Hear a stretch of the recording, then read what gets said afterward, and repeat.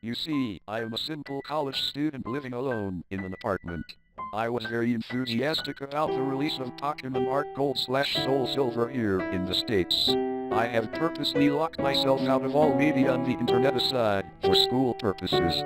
That means no 4chan, no /v/, no Bulbapedia, etc.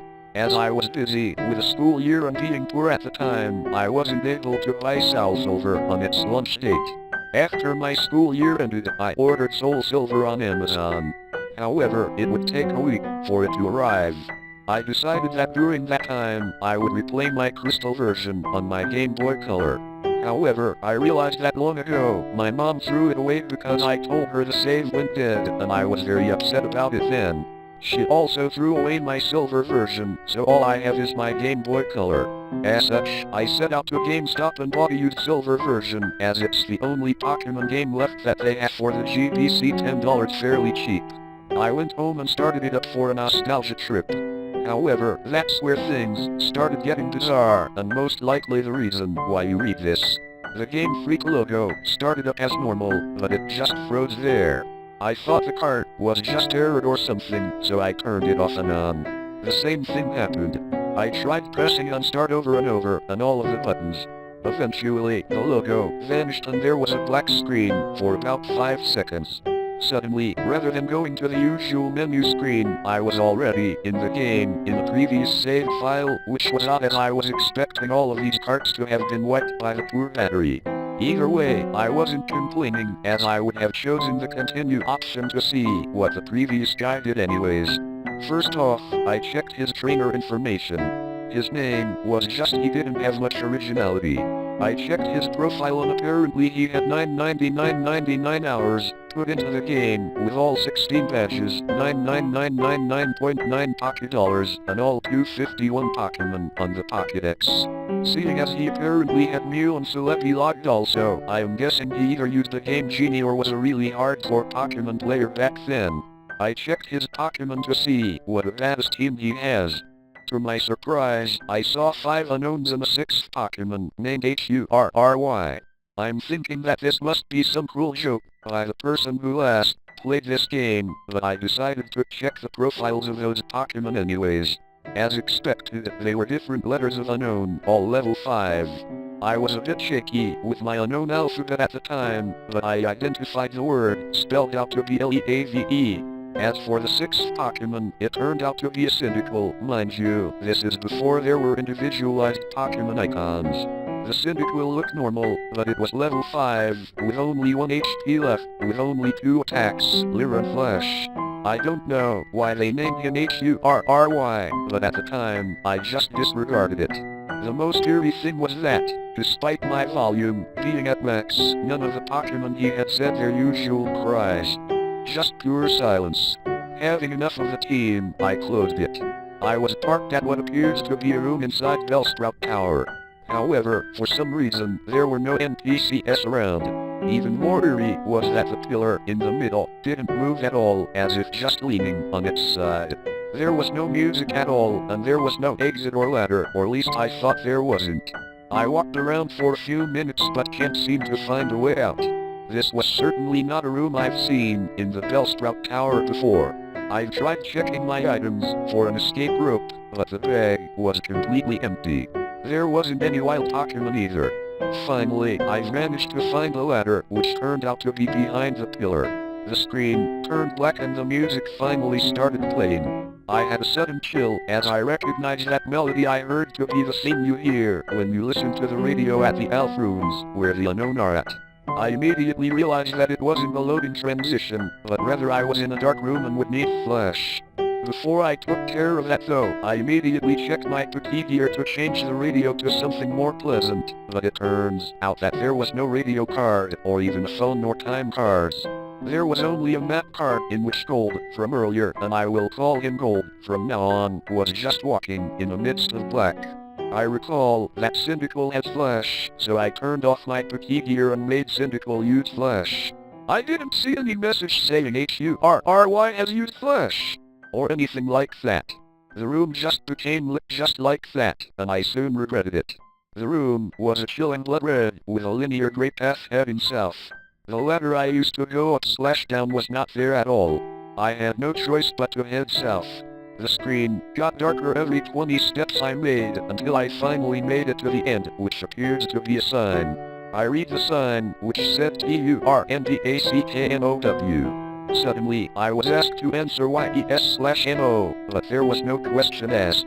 I chose YES as I do not know what it was asking, and the screen went black again, making a ladder climb sound.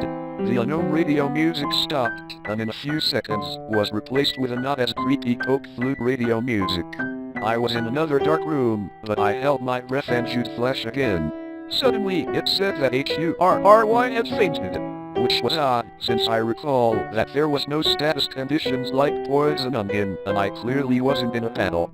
I checked my Pokemon quickly, and suddenly he's no longer in my party. In fact, after a bit of investigating, none of my Pokemon are there, but instead all replaced with level 10 unknown. I did the same thing as before and spelled out the unknown. My then team of unknown, spelled HEDIED. Either way, after that creepy change, the room was lit to reveal myself in a very small room that appears to be only 4 squares big. The walls of that room were gray bricks, as if I was inside something that was hollowed out. Outside that room appears to be a bunch of graves similar to the ones in Pokemon Red/Blue. I've walked around that small room and pressed up but nothing happened. I've already concluded that this was clearly a hack game and some sadistic fuck sold it to be messed up. However, my curiosity kept me going. I checked the trainer profile of again only to find out that the Sprite of Gold was missing his arms. He also seems to appear less smug, but rather seems more sad and empty in a way that I do not know how to describe. For some reason, it also now said that he has 24 badges, which was clearly impossible. After a few minutes of aimless wandering, my character suddenly spun and did the escape rope spinning animation. Instead of flying up though, my character spun downwards slowly, as if sinking. After that scream, the music stopped. After finally landing, the overworld Sprite of Gold is colored differently now. Instead of the usual red color he dons, he appears completely white now, including his skin. It's as if he came straight from the colorless Game Boy games, placed into a colored background of the Game Boy Color. I checked his profile, and while now is as white as his overworld Sprite, he lost his legs and has what appears to be bloody tears from his eyes.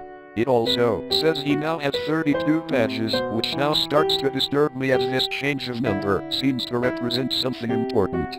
I also checked my Pokemon, which this time contains 5 unknowns and a level 100 Celebi without a nickname. The unknown are this time level 15 and spelled out DYING. I checked the Celebi's profile. It was a shiny Celebi, except there's only half of the Sprite. 1 leg, 1 arm, 1 eye. It only has 1 attack, Perish Sun. The area I was in itself was the Sprout Tower, with the immobile pillar as before, except everything is apparently red now. I walked north for what felt like forever. Eventually, I finally encountered some generic men and women NPC. They were all lined up to the side just facing the long slantish pillar in the middle. They were also white, and nothing happens when I tried to speak to them. I kept on going north until eventually the pillar finally appears chopped off, with a transparent red in that spot. I went up to red and without even pressing A, I was suddenly engaged and finally in a battle. The music starts again, which it sounds like the unknown radio music again, but played backwards. Gold's Battleback Sprite matches his front one with bloody eyes, white skin, and lack of arms, while Red's Sprite was the same as before in GSC, except transparent. The text simply said wants to battle, as if he has no name, and both of us only have 1 Pokemon each, which is weird as I swore I had 6, with the unknowns.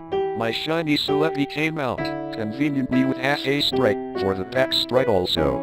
The shiny noise and animation was different, as the sounds it made sound like multiple screech attacks used consecutively.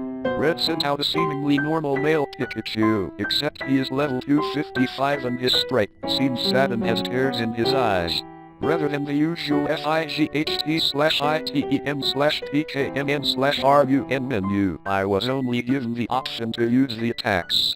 Since Celebi only has 1, I chose it. Naturally, since Pikachu was level 255, he went first. PIKACHUUCURSE. lowering his speed and increasing his other stats. I'm not even sure if Pikachu could use Curse. Celevi used Perisshong. In 3 turns, both Pokemon get caught, not like I have a choice. At this point, it didn't even go back to the fight menu, as the battle just continued without me. Also note that there were no animations at all for some reason. Pikachu used Flail, which didn't do much damage despite his level and boost as his health was maxed. Celevi used Person. Nothing happens as it was already used. Pikachu used Frustration, which did a shit ton of damage, knocking Celebi down to less than 10 HP. Celevi used Pain Split, which surprised me as Celebi didn't even have that attack in the first place. Now Celebi and Pikachu have about 150 HP. Pikachu used Meanlook. Not like that did anything. As expected, due to the effects of Person, my Celebi fainted. Except in the text, it said Celevi has died. And instead of the ordinary drop off the screen animation, the Celevi backstrike just vanished. For some reason, the Pikachu was still up even with Person and it didn't count as my loss. Pikachu used one more different attack beyond the 5 attack limit. Pikachu used Destinypond. Afterwards, it said Pikachu has died, with a slow fade-out animation. Apparently, I was the winner as the transparent red stripe showed up and said. At that point, I just freaked out as that transparent red stripe was suddenly beheaded, leaving nothing but his transparent body. The battle then ended at that point and faded out along with the music. I'm back in the overworld with another change to the gold stripe. He's now as transparent as Red's overworld stripe. I quickly checked Gold's profile, where this time the only thing remains of him is his head with a transparent skin. The head was zoomed in a bit, showing a black void in his eyes. It now stated that he now has 40 badges. I then backed out and checked my Pokemon. They were all level 20 shiny unknown, which when spelled out, read Nomore. I was at what I now know is next to the end.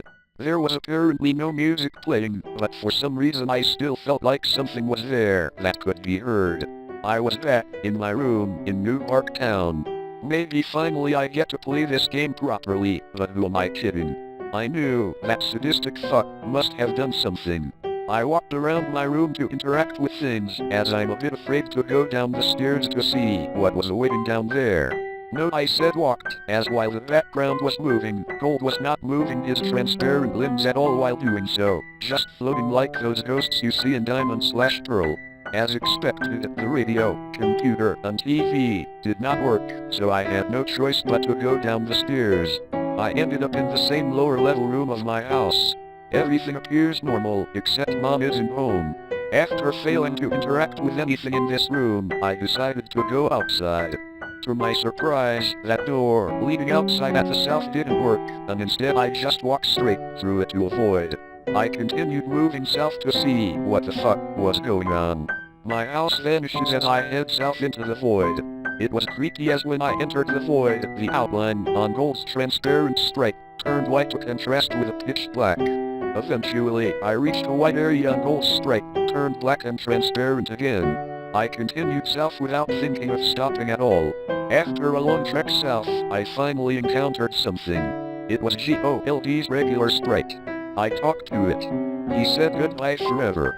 Notably with a space in between the forever and vanished.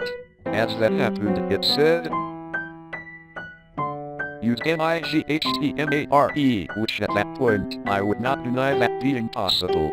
Gold did another escape rope animation spinning slowly downwards like before.